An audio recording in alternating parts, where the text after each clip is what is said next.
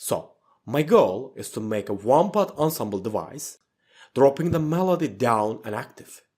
The melody will be performed by cellos, a piano, and two bassoons.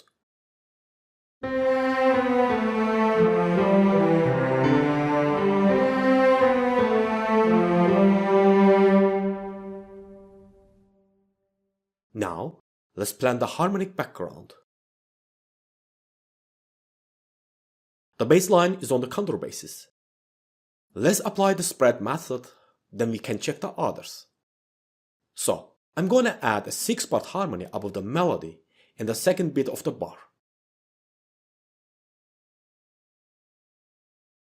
Thus, 3 horns take the low-part harmony, while the high-part harmony will be carried by the English horn and 2 oboes.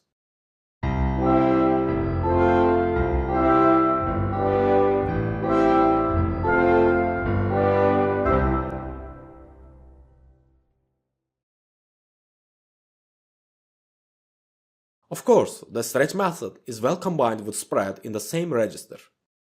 I'm going to write just G and E for the second violins, and this figure will be performed with the pizzicato technique.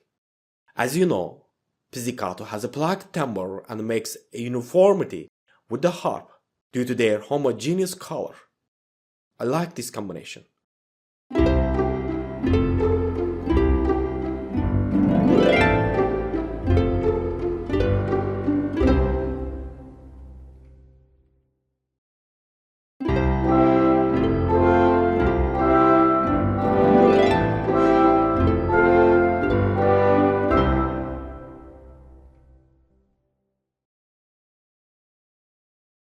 Let's add another figuration of the stretch method.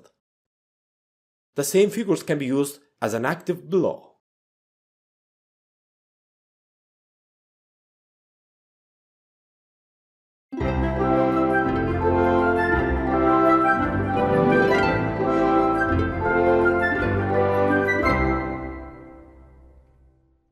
But sometimes orchestrators can use arranging techniques to make the music even more interesting. This melody is performed by the first violins. Thanks for watching. See you in the next lecture.